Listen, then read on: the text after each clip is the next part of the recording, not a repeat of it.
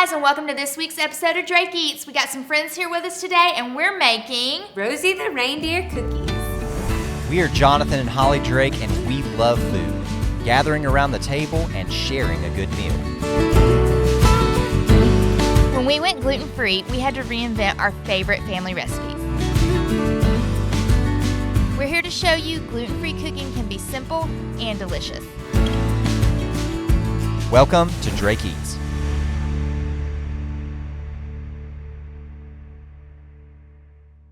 All right, guys, let's get started on our Christmas cutout cookies. Today, my good friend Megan is joining us in the kitchen. Hi. She's going to help us. She just wrote the cutest little children's book called Rosie the Reindeer, Rosie Finds Her Shine. So today, our Christmas cookies are going to be Rosie the Reindeer themed.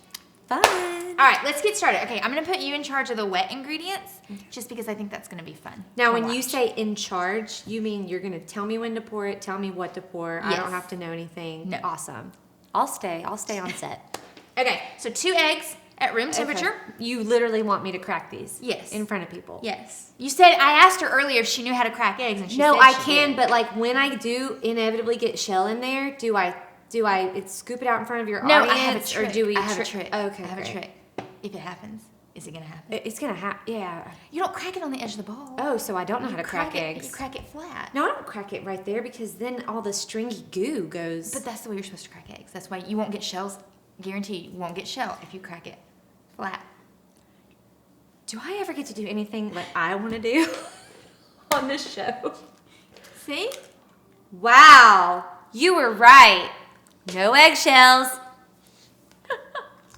2 tablespoons of honey. Great. It's this one. The big one. Yep.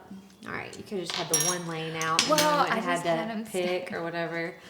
Okay, 2 Yes. tablespoons of honey.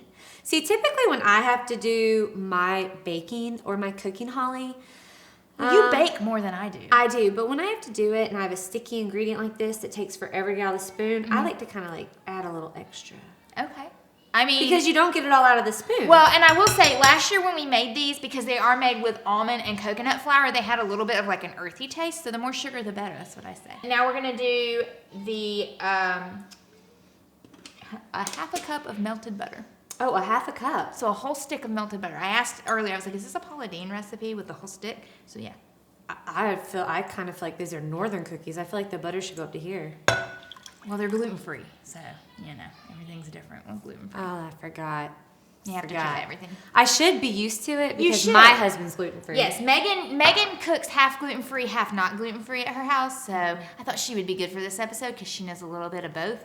Yeah, and also you've just got the fact that, you know, Papa John's and Domino's do have a gluten-free pizza, so when you say cook, Yeah, loose terms you know. there for you know. me. 2 teaspoons of vanilla extract. All right. That's almond. Yes, it is. Whoa. That, Because it's only 1/4 teaspoon of the almond. I mean, maybe you could have put a label. Oh, it says it on there. it does. All right, this whole thing That of is this? 2. One, Yes, 2 of these. 2 of those. All right. I do like the way vanilla smells. Mostly alcohol. Really? Yeah, Oh, that's what man. vanilla extract is. Really? Yeah. Did not know that. Okay, 1/4 teaspoon of almond extract. And this is your teeny tiny one? Yep. These things are like I don't understand the point of 1/4 teaspoon. It's so small. I don't really so know tiny. that it's doing much. Okay, so you're gonna whisk all of that together. Okay. There's your whisk. Where's your mixer at? No, these are not. Actually, you're supposed to hand mix these. So Megan puts everything in a stand mixer. And I thought for sure when I made these last year that I was gonna need a stand mixer. It's hand mixed cookies. So don't put these in your stand mixer. If you have one of the fancy stand mixers, don't use it. I'm gonna start on the dry ingredients. So you want 3 cups of almond flour. I like the Bob's Red Mill almond flour. And get the one that's the super fine blanched almond. Don't get the other one. I can't remember what it's called. It's like the raw or whatever. They will not taste good. She's singing to y'all. If y'all can hear that My in the arm background, is getting tired. Our children are here and they are having a blast back there in the playroom. Oh, I'm Look so at the sorry. almond You flour. just got your dry ingredients and my wet ingredients. Well, they're gonna all go together eventually. I just feel like there's an order to it, you know? Is there? I mean, it sounded good when I said it. Is there? I want to say last year, I mean, it was pretty much the entire bag. Let's just go with that. All right. And Like then I'm you're making gonna- fire. Look, this is where the standing mixer idea came from. Is it? You Yes, gotta slosh the that settlers all over the place. Came You over and dropped brought my- their whisk. half a cup of coconut flour. The settlers came over and brought their whisk. I'm just saying it's an ancient art that goes back, the whisking. Same thing with the coconut flour. I like the Bob's Red Mill. Then you're gonna do 1/4 teaspoon of baking soda, and then 1/4 teaspoon of salt. Okay. To be fair, I don't know these things because Luke always cooks. Well, that You know? might be why. Yeah. All right, so then you're just gonna wanna mix this all together, just kind of sift it all together. And then you're gonna add your wet ingredients. Do you wanna pour in? That I know how to do. Pouring, That is your thing. so good at. Yep. All right, so tell me, where did the idea for Rosie come from? Like, where did you get her? So, a long story short, I owned a dance studio and we did 2 shows a year for many years, which is a lot when you do original scripts and choreography and music and costuming and scenery. It's a lot. So, I think it was our 3rd Christmas, 3rd or 4th Christmas in, and about 11 years ago now. But we were all just kind of sitting around powwowing and throwing out different concepts. And I said, you know, what if we did a reindeer who wanted to be a rockette? Mm-hmm. And we just kind of developed it as a team, a big collaboration of teachers, and it was good. Mm-hmm. But years later, you know, it was my mom's favorite show, and she always talked about it, and she loved the Rockettes. So she kind of begged me every year to please make it a book. Ah. And I just decided finally maybe I'll do it. And Yeah.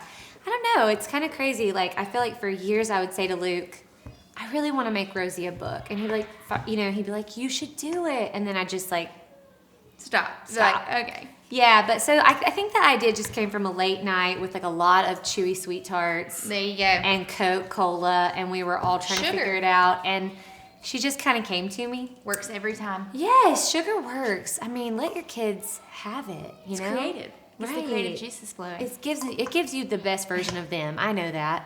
Yeah. So this is what it's going to start to look like as you've mixed it. It's come together. It's going to be one big dough ball. Now you're going to slowly fold in the sugar. It's a 1/2 cup of just pure cane sugar. All right, so just gradually throw a little in. I want to just eat that all by itself. All right, hold on, let me get it. So put it in, fold it in, add some more.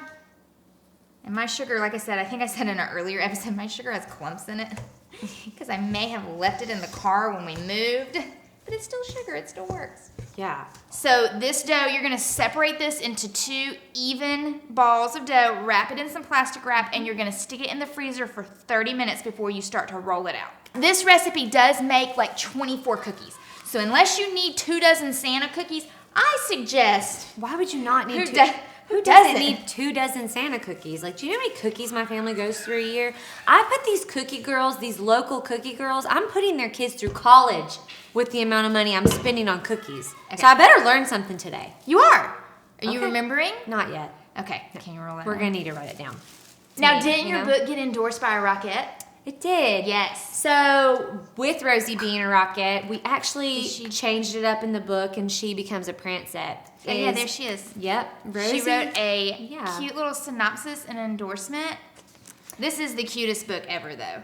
For real. The How illustrations stinking are cute. phenomenal. Your illustrator, yes. The illustrator for this book, She's Megan amazing. Wilson. Megan Wilson. Amazing. She did such a great job, y'all. And she's in St. Louis, so your we've kids actually are gonna love this. We've actually never even met.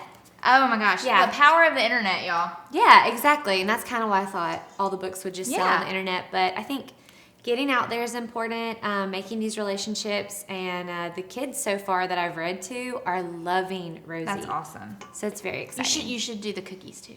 You should Oh, bring the cookies. now I to the do have events. cookies that are coming to the book signing, but full disclosure, I am not making those cookies. All right, guys, so we've brought in the big guns to help us cut the cookies. We've got Cannon and Stella with us, and they are gonna help us make the Rosie cookies. All right, so the dough has been in the freezer for 30 minutes. We're gonna pull it out. So it should be really firm to the touch and cold. All right, so take a little more of your coconut flour and sprinkle it on top of your dough. Cover it with another thing of plastic wrap, and then you're just gonna roll this out. And again, you're gonna wanna work fast. I've never seen anybody roll dough out with plastic on top. That's what it calls for because gluten-free flour It's smart. is I mean, stickier. That's genius. And then you don't have to wash your rolling pin, y'all. And you're gonna get this about 1/4 of an inch thick. That'll give you a nice good cookie that won't fall apart. Okay, so it's kind of smoothed out. It's enough to do like 1 or 2 cookies, and then you're gonna roll it again. All right, guys, y'all wanna cut? When you pull up your cookie, gently pull up your cookie cutter. Get you a little spatula, because again, gluten-free dough. Boing. And there you go. And look, we lost an antler. That's okay. Just I Okay, don't know. y'all I'm go talking play. to the camera. get out of here. All right, it was really good to see you. We're gonna finish the.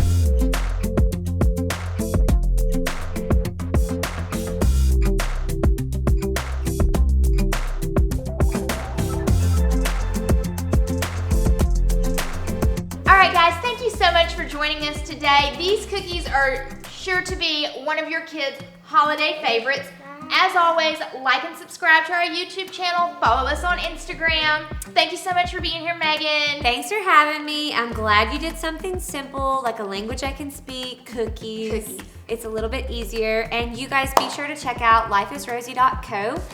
We've got an online store. You can pre-order your hardback, or I can ship you out a paperback copy and a Rosie doll ASAP. You can also find us on Amazon, Target, and Barnes & Noble. Thanks for joining us. We'll see you guys next week.